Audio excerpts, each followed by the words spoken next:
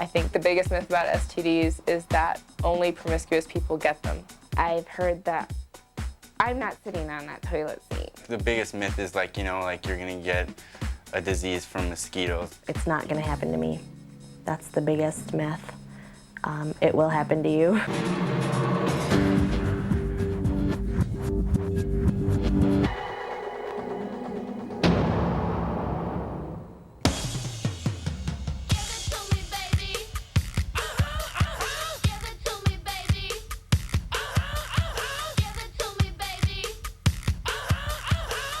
Sex is famously hot, hot, hot, but nobody talks a lot about how badly you can get burned. They got dudes in the doctor's office with symptoms like, excuse me, doc, what does it mean when you go to the bathroom and fire shoot out your dick? Let me get this right. You're getting a burning sensation when you urinate? No, fire shoot out my dick. Goodness gracious, quick balls of fire! STDs, sexually transmitted diseases, may be as old as sex itself. Rick, I can't stop itching. Me too. There are more than 25 of them, ranging from such relatively benign annoyances as yeast infections to so-called Crabs? You know, like headlights. More than 15 million Americans contract an STD every year, and more than 2/3 of them are under 25. Of the 8 worst STDs, 4, chlamydia, trichomoniasis, gonorrhea, and syphilis, are bacterial, messy and unpleasant, but curable with antibiotics. Like that. The other 4, however, herpes, hepatitis B, HIV, and HPV, while treatable, are not yet curable. Contract one of these and you've got it for good. Now, when you're with a guy, you're not just sleeping with him. You're sleeping with everyone they've had sex with. And everyone they've had sex with. And everyone they've had sex with. Gee, I'm a lot more experienced than I thought I was. And yet a recent study suggests that 81% of teenagers between the ages of 15 and 17 don't believe they're in any danger of contracting an STD. Nearly 4 million teens a year are proven wrong. I didn't think about STDs at all when I was having sex. I just thought I was really in love. My main concern was not getting caught. That's what I thought about safety, is I didn't want my friends to find out I was having sex with other guys. I didn't think about STDs, I didn't think about pregnancy, I didn't think about anything. All I was concerned with is, am I doing this right? Not surprisingly, it's young people in their teens and 20s, sexually active but not yet sexually sophisticated, who are most heavily plagued by STDs. By the age of 24, 1 out of every 3 sexually active people will contract an infection.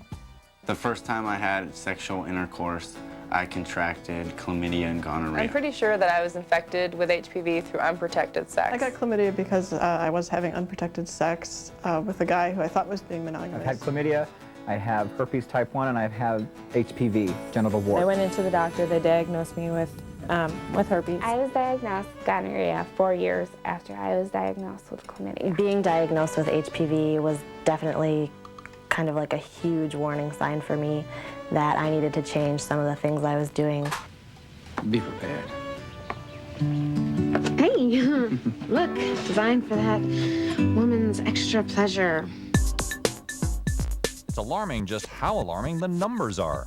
1 out of every 5 Americans over the age of 12 is thought to be infected with herpes, and some 5.5 million people have contracted HPV, better known as genital warts, a disease most people know little or nothing about. Some people believe that HPV warts are the same as the warts that can be gotten rid of by over-the-counter medication, and that's not true.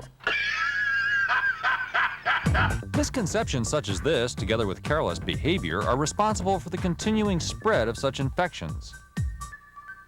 Have you noticed that people are still having sex? All the denouncement had absolutely no effect. A lot of the encounters involved alcohol. You know, as much as I could, I did use protection, but there were definitely times when I, got careless and didn't. The idea of sex may be interesting and exciting. It's on TV, it's in the movies, but there is so much responsibility behind it that they don't think about.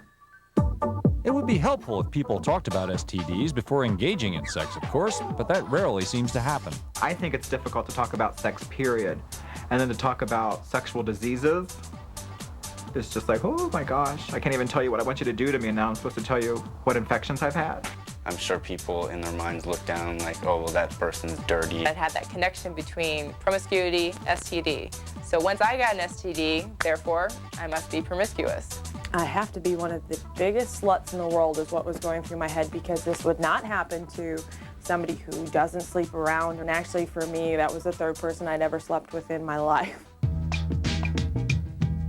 A virus doesn't care about your sexual ethics. Just have unprotected sex with an infected partner one time and it'll happily move right in to stay.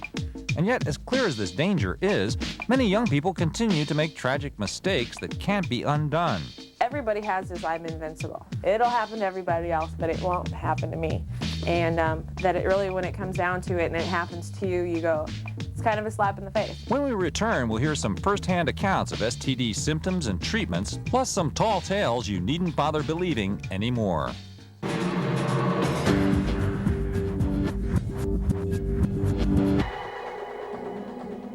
Stay tuned.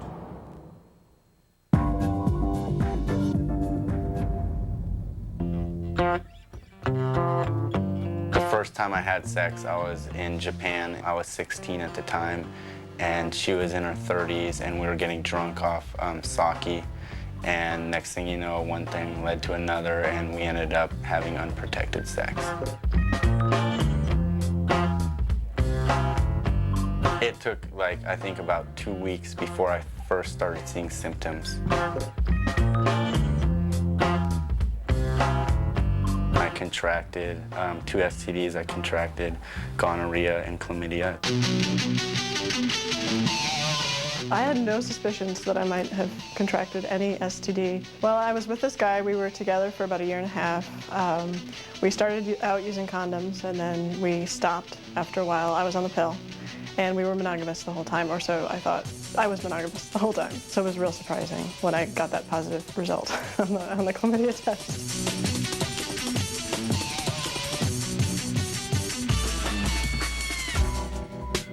When I had sex, I really wasn't concerned about STDs. I was more concerned about getting pregnant. My relationship with the person that I caught chlamydia from, he was my first boyfriend, the first person I ever had sex with.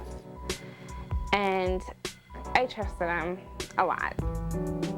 I caught gonorrhea about 4 years later from another guy that was basically kind of a one-night stand. I remember my exact words, "It's cool, I'm on the pill." Stupid, cliche word. I don't know. I guess I didn't believe it could happen to me again. Twice, no way. So after I was diagnosed, the doctor gave me 10 days of antibiotics, and it cleared up. And I had to go back for a test to make sure it was cleared up, and it was gone.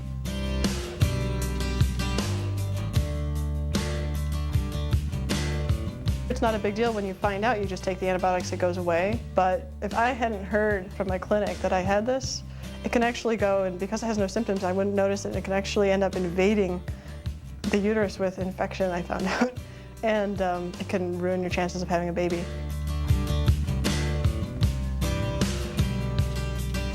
Here, you want to do basket for Mama? I've been able to have a child. I can't see my life without him. I just thank God every day that I can have children. The whole experience for me was a big wake-up call. That was my first sexual intercourse experience, and I thought, like, oh, I'm not the one that's going to come down with the STD. I became really direct with sexual partners about what we were going to do in terms of protection, how we were going to have safer sex, and then it opened up this whole talk about sexual history and diseases and HIV and all those things that we needed to talk about anyway.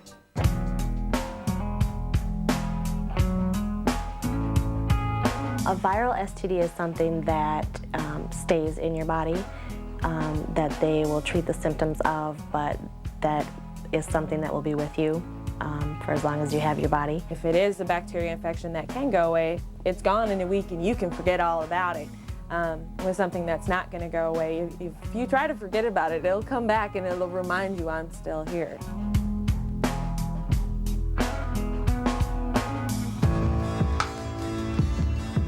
partner who I think infected me with HPV was an ex-boyfriend. We had the kind of, well, you can come inside unprotected, and when you're close to coming, then pull out, we'll put the condom on. So in my mind, there wasn't much fluid exchange. We must have been practicing safer sex.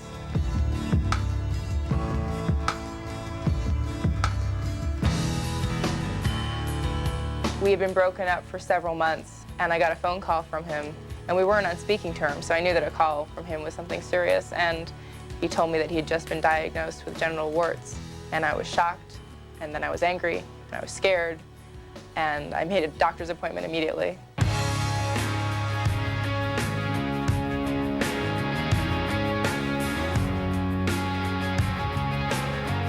Sure enough, when I went in there, I came back with abnormal pap smear results.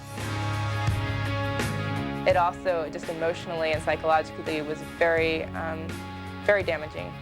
And in fact, I saw myself as damaged goods. Hi, Rebecca. I'm Jenny. Nice to meet you. So you're here for a yearly exam today. I work at the Family Tree Clinic. I do direct patient contact, and I do front desk stuff. I was diagnosed with HPV in June of last year. I probably contacted it, through risky sexual activities, through several partners, and not knowing, who their partners were. I noticed a bump that wasn't there before. I went in and spoke with the PA that works at the clinic, and she confirmed that it was a genital wart, which is caused by HPV. Even though I know a lot about it clinically, it still was, a huge shock because I'd never had to deal with it before. It just looks like just a small bump, really. They're not gross. They sound gross. They have a really horrible name and just an awful connotation. But really, they're not cute, but they're not, horrendous. Like, you wouldn't look at it and say, oh my good Lord, what is that?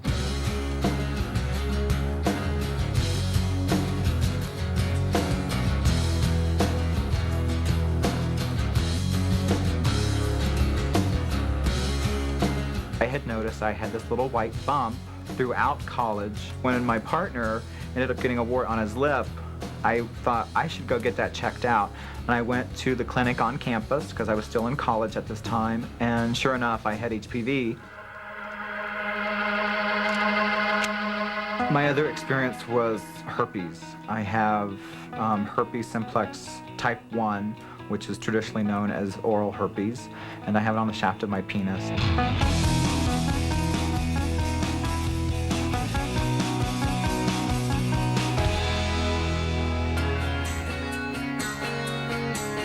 My ex-boyfriend and I had been together for 4 months when I started noticing symptoms. And in all honesty, I thought it was a yeast infection gone really bad. And I went to the doctor. They put my feet up in the stirrups and sat me right back down and said, oh, we have your problem. You have herpes. The symptoms to look for if you think you have herpes is an itching or a tingling feeling in open sores. If you ever see open sores, I don't care where they are or what they are, that's not a good thing. The most depressing thing for me was thinking that I was never going to ever be able to have sex again. Who would ever want to come near me? I felt like this was going to be a load that I would have to carry the rest of my life, that it would jeopardize my ability to have future intimate relationships. It could jeopardize my ability to have children. I felt like I was going to be paying the price for a mistake I made. I was going to be paying this price for a long time. For more information on STDs or for a referral to a clinic in your area, call toll-free 1-888-BE-SAFE-1.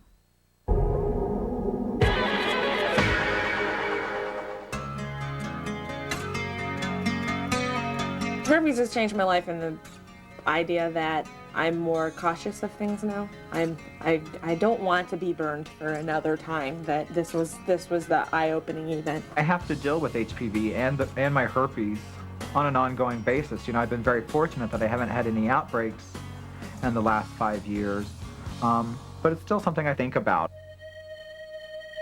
When When you get that first outbreak, though, the medication is wonderful because you think, okay, they have medications, this is uncurable, but they do have medications, this is good. What the pills tend to do is they tend to shorten the outbreak. Then they also have, you take a pill every day for the rest of your life. That will in turn keep the virus suppressed so that you have fewer outbreaks. It's not going to knock them out altogether. The first time I went in, the warts were really small. They were just, tiny bumps. So she froze them off just like, a regular plantar wart on your foot. Not painful. Sounds really scary, and I was really nervous, but, it wasn't a big deal at all. Having them removed, having them treated, reduces your risk of passing them on and reduces any other types of further complications. And then there's also some different creams that you can use, and they take kind of a long time to work, so that didn't do it for me. I kind of wanted the instant go away treatment. When you have HPV, often women have their infections internally. There has been a strong link in research studies between HPV cells on the cervix and developing cervical cancer. I didn't even care about warts at that point. All I thought was cancer, and if I have cancer, then they're gonna have to cut off part of my cervix, and if they cut off too much of my cervix, I might not be able to bear children. Right after I went for my initial diagnosis and right after I received my initial treatment, those are probably the lowest points for me in terms of how I felt about my future. The biggest step towards coping, I think, is just the passage of time. I mean, the initial shock wears off, but also having somebody to talk to about it is a huge thing. I personally went to a therapist.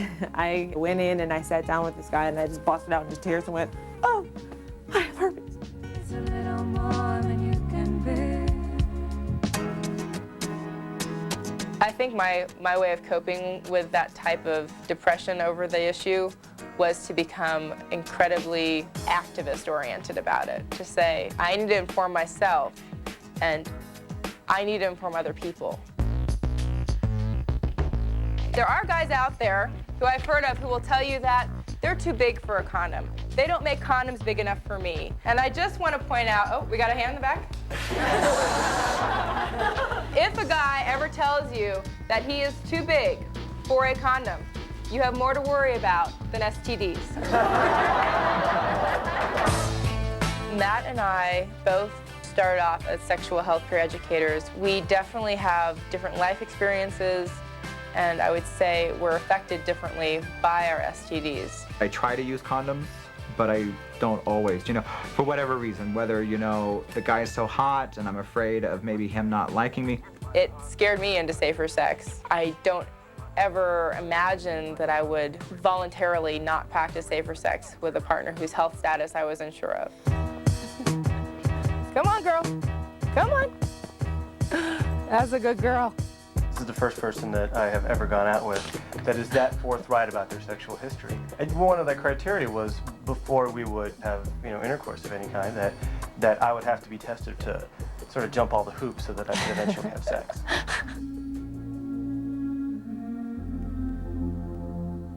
I don't always disclose that I have HPV.